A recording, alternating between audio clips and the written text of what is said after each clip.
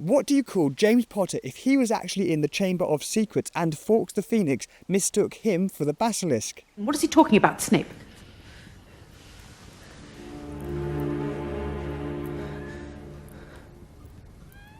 No idea. Welcome back. In case you do not know, I am making every single Harry Potter wand from the films from the correct woods. And in case you haven't read the title or seen the thumbnail, today I am making Severus Snape's wand. No. Yeah, I really am. Now the book doesn't really give us any other insight other than saying the wand is spare, black and confined. Now I'm going to level with you. I don't really know what spare or confined means. It also has intricately carved design marks on the handle of this wand, complementing the mysterious complexity of its master. Ooh. But of course, I'll do my best. But I'll do my best. Ooh, pretty. Is this what spare means? Is this part spare? Is this part spare? Is this bit confined? Is this bit confined? Who knows? Now I'm going to use ebony, but not just any ebony. This is the same piece of wood I used for Sirius Black's wand. Do you have any idea how serious this is? I don't know, maybe there's some poetic justice in there.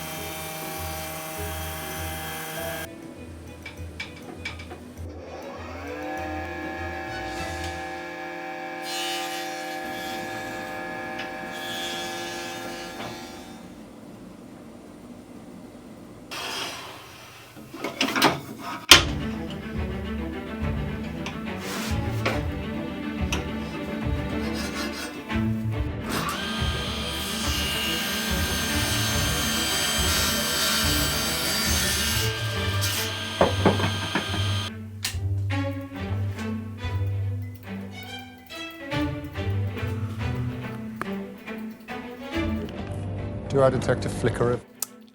Damn dementors. Now I have a bad feeling I might have a wasp nest in my shed. It is extremely hot today, which is also why I'm in the safety slides. Either that or I've been watching too much IDAT recently. Does it need protection?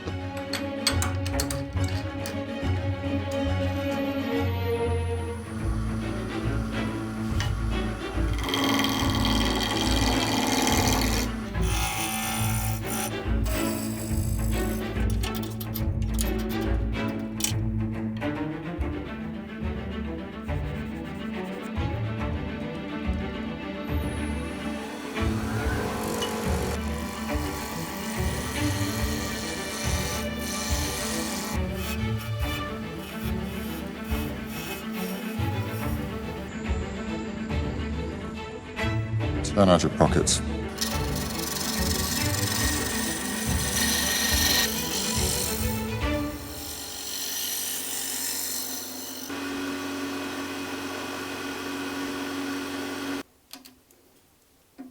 Just gotta make sure that's in tune. Perfect.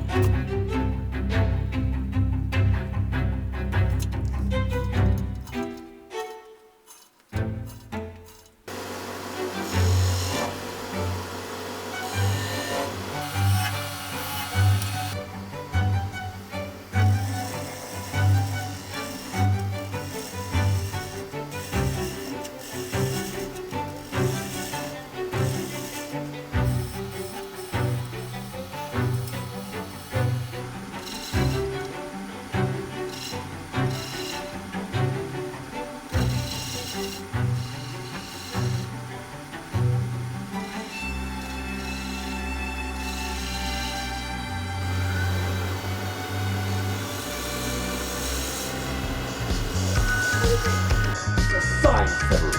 You know what it means as well as I. Shit. Shit. Shit. So this is where you've all been hanging out then, is it? Okay, some design considerations. I'm going to make 1, 2, 3 beads the same diameter across there and also the same profile. This one in the middle is a little bit more square and I think it's going to look nicer when it's all straight. And also this line here isn't quite as parallel to the shaft as I'd like. So I'm going to make this sort of as perfect as it can be, which I think it deserves because it's got all these intricate carvings which we'll get onto later.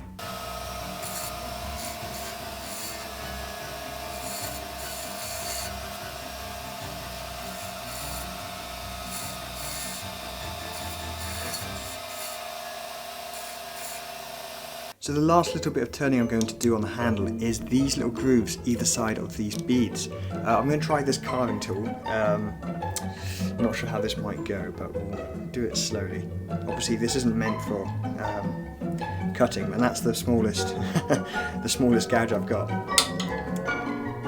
Let's go with a low speed.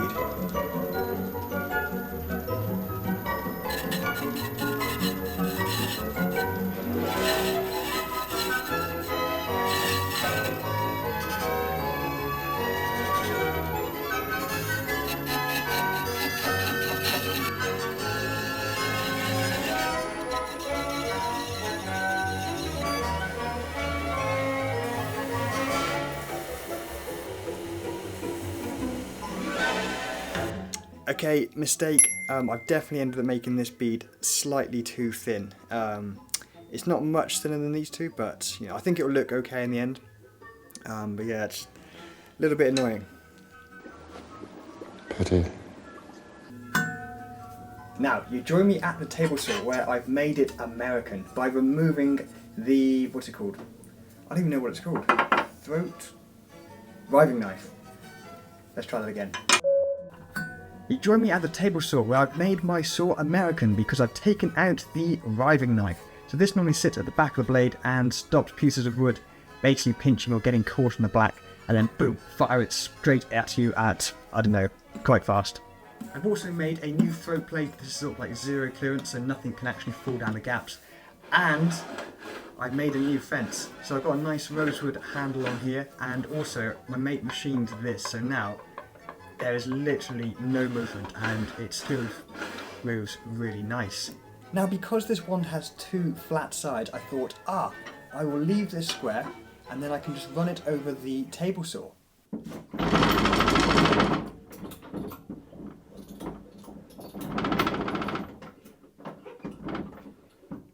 Now when I made this, I didn't take time to actually clean out the rise and fall mechanism. Now there's not really a great way to measure how much I've actually got to take off, so I'm going to set the blade as it's just touching the piece of wood there, do the skin passes and then measure from there and keep increasing as we go.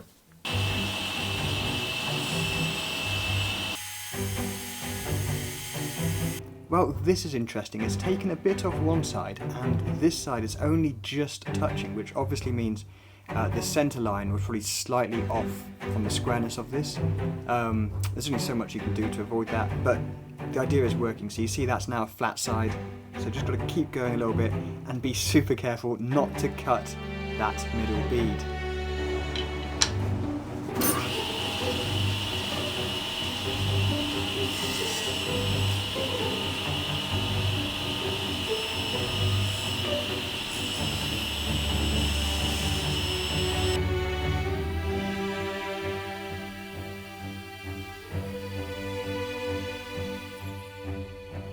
But of course the main reason for keeping the square was so I could have a nice way to hold it whilst doing the carving.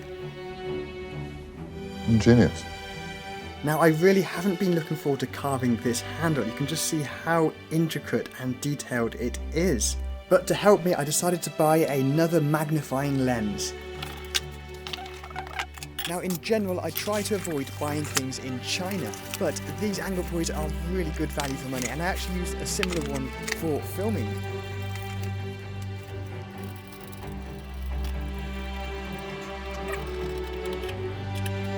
Well hey, look at that!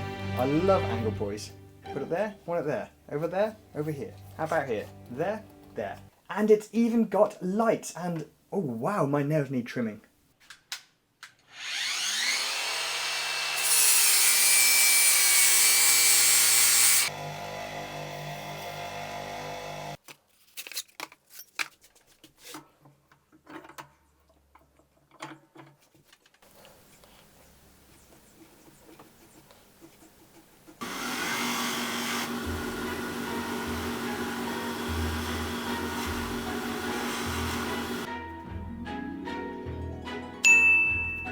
Now, it may not feel like it, but you're actually joining me a month later. I've been working on another project which I will show you soon. I thought this pound coin would show just how small and intricate these details are. So the first step is just to clean up these surfaces so I can then draw on the patterns.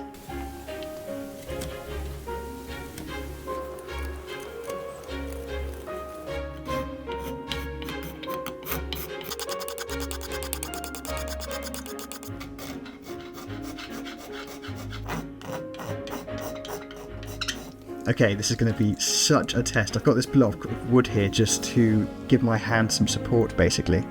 I think what I'm going to do is try and mark out the high spots, as it were. Then I can sort of carve around it.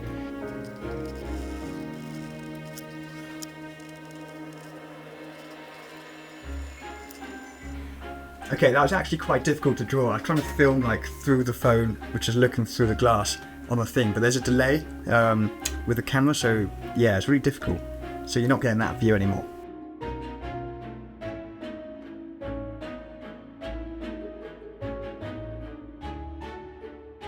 Okay, this lens is great. It's weird through the camera phone because I'm seeing this as sort of twice as big as what you are seeing right now. And I have to shut one eye when using this. It sort of really tires my eyes out. I don't know if that's a common thing or not. I've also had it in the past with the safety specs. If I wear them for a long time, I find I sort of go slightly cross-eyed. I don't know if that's just me. And the irony of finally bolting this vice stand is that I've got a really bad neck already just from drawing that out. So I could really do with a swivel one. You can get ones with like a ball vice. You can have it in any orientation you want, but I didn't quite get one in time. So this is probably the most intricate carving I've ever had to try. My thought process was to basically draw on the sort of the upper reliefs, and then I can carve around and still see the shape. Obviously you get bits like sort of these squiggles here. They're not really symmetrical at all, so I've tried to draw them as accurate as possible, and there's a good chance I'm going to go offline in a couple of places, so it will look hopefully very similar to this. We'll see.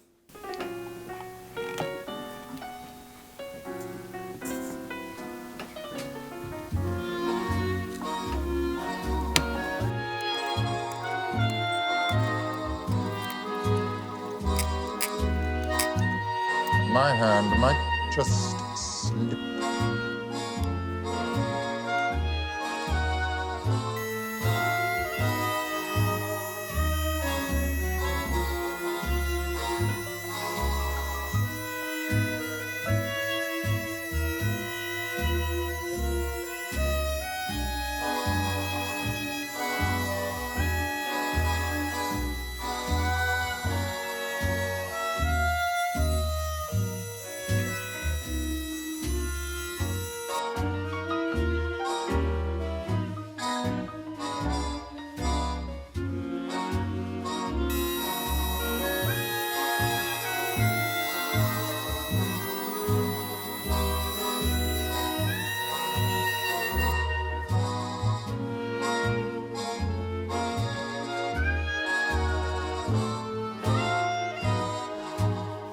Okay, that is the top face done. I can't lie, my neck is absolutely killing from sort of bending around to look through the magnifying glass.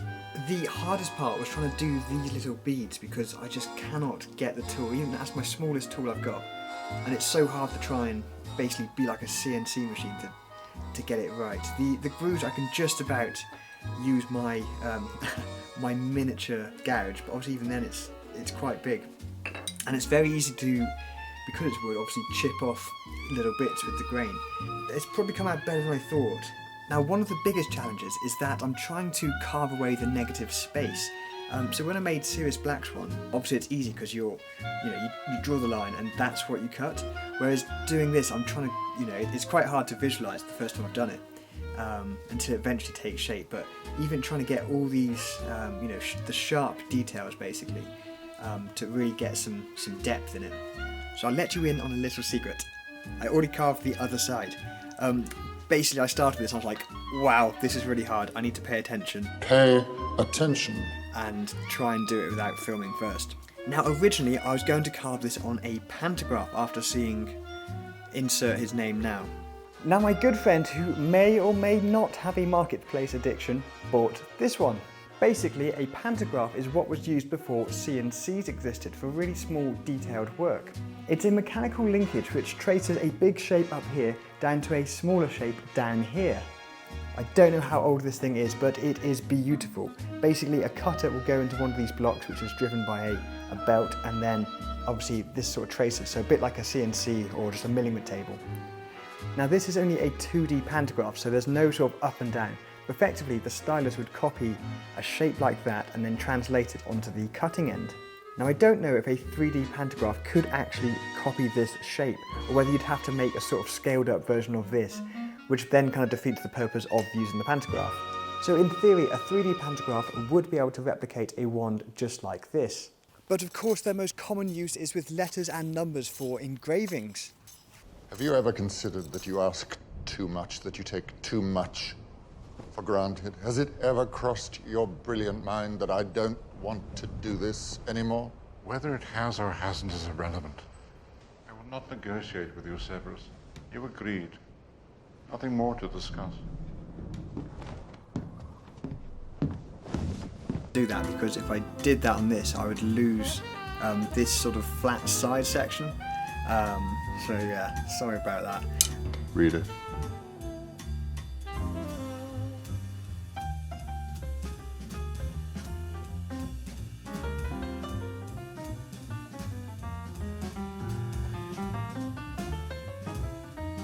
So that's the edge on the first side done, and you can see it's just so fiddly, and it's so sort of, there's so many random little cuts and stuff. You can't, I'm never going to be able to get that perfect. It's as close as we're going to get it. And from over here, you can't tell the difference.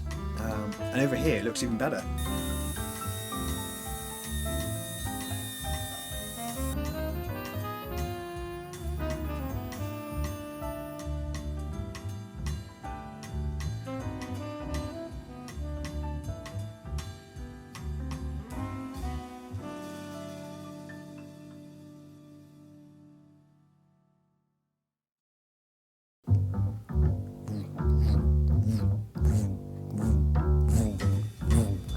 Okay, I think I've hit the point of sort of diminishing return, so I'm just going to try and hit it with the this bristle brush,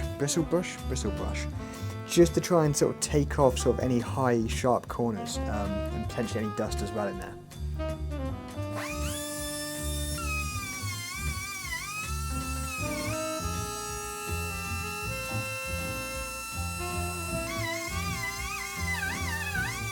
Now, one of the things I don't like about Snape's wand is how it just feels like they've just put this on a sander, because it's all flat there. So obviously this oval bit is sort of so much wider here, then it goes to flat. So I'm actually going to leave this round, and also obviously my sides that's still the sort of the turned face. So there's a bit of curvature along the edge of there, which I think just looks, I don't know, I think it looks nicer, and I think that's how it should have been. And of course, it's a little bit less work for me.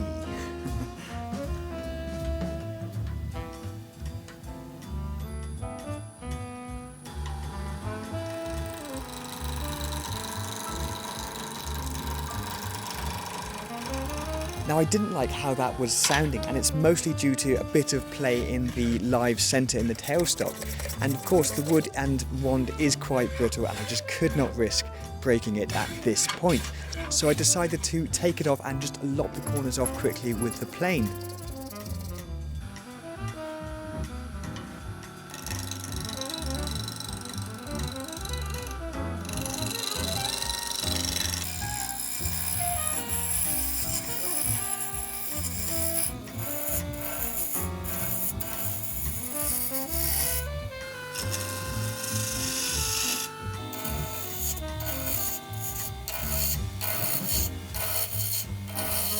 Now, if your username is P3X310, or you also find yourself washing dishes or doing housework during my videos, first of all, ouch.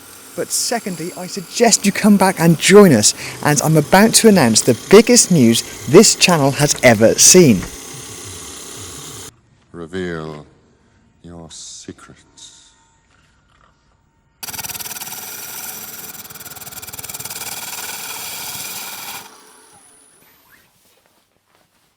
Hi, Control your emotions.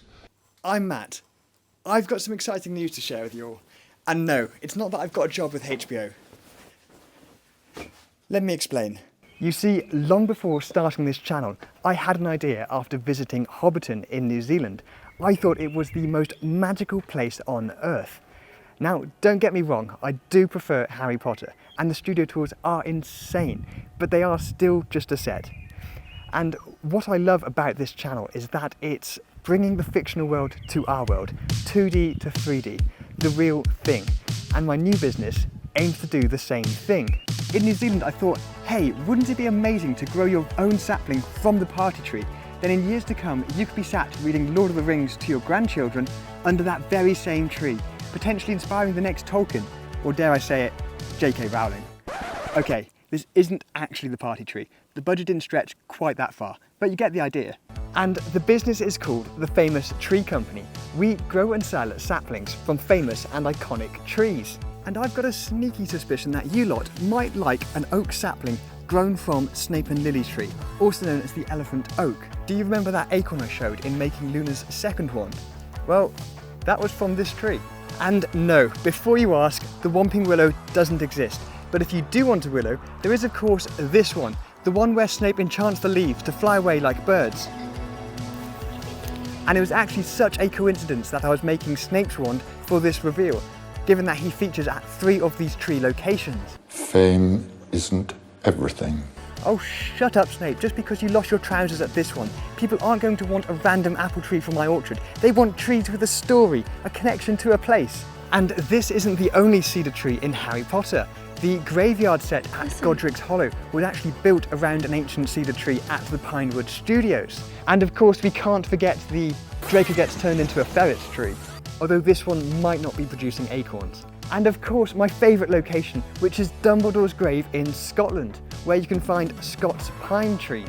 I do need to reiterate, we don't currently have permission for any of the Harry Potter trees, but with your backing, there's no reason we can't secure agreements before this year's harvest. Also, for simplicity, I've grouped all the Harry Potter trees into one tier, so please don't expect all 6 if you buy one. The price is just for one, but I have every intention in offering you the choice of which particular tree you would like. And sorry, for this first year, they are only available in the UK. Shipping saplings abroad is quite difficult, and whilst I do have every intention to import and export seeds in the future to then grow from those countries, there's a lot of red tape, and for these first few years I want to keep things simple and not make promises I can't keep. For more information, please head to my Kickstarter page. There will also be a link in the description below. Or if you just want to see the videos of famous trees from Harry Potter, follow the Famous Tree Guy. And don't worry, this isn't going to be the end of this channel. In fact, it might just be the beginning. Anyway, where were we? You were seen by no less than 7 muggles. 7. Merlin's beard.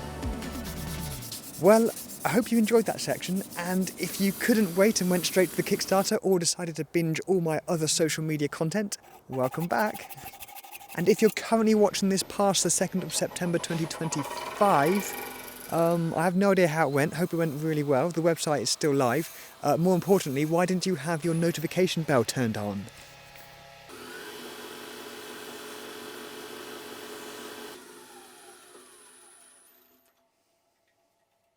Not to mention the damage you inflicted on a Whomping Willow that's been on these grounds since before you were born. Oh, wow. That tree's at least 11 years old. Amazing. That's like one of those jokes you could say as a kid and the teacher would know it's funny, but they have to try and keep a straight face because they're telling off the class.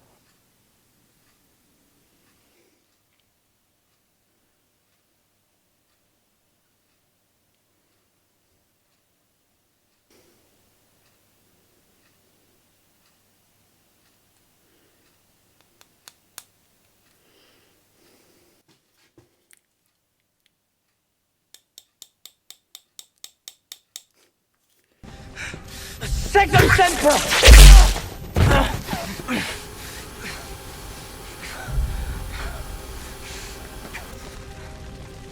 You dare use my own spells against me, Potter? Yes. I'm the half-blood prince.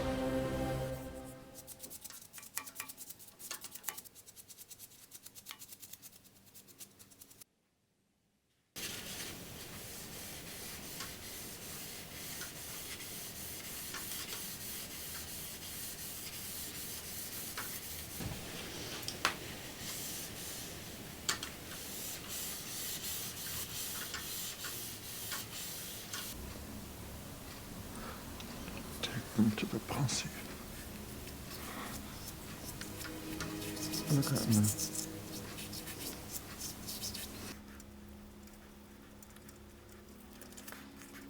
You have your mother's eyes.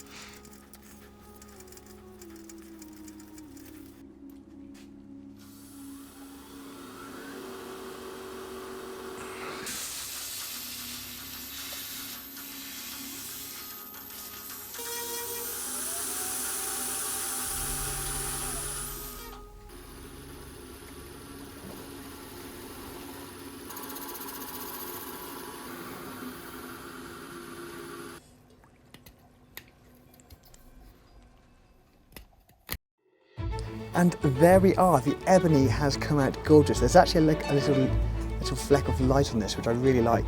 The engravings, well, you'll have to let me know what you think. I think it's not a bad job. Side view, sort of similar. So thank you so much for watching. I hope you have enjoyed me making Severus Snape's wand from Violet Ebony wood. I can't lie, the last few months have been incredibly busy and incredibly stressful. So please go and check out my Kickstarter page and also share the heck out of all of the social media channels. You guys can make a massive difference. Thank you.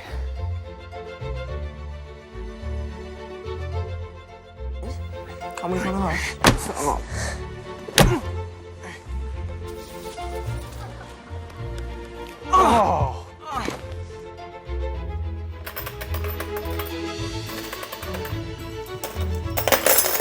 Okay, he definitely needs to find a way to store these. If only there was a system for letters and words.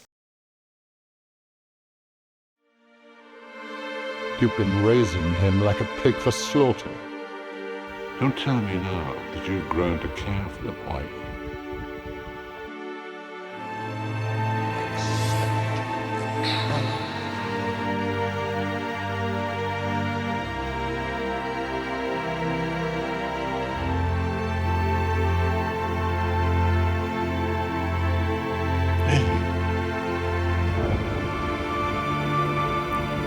After all this time? Always.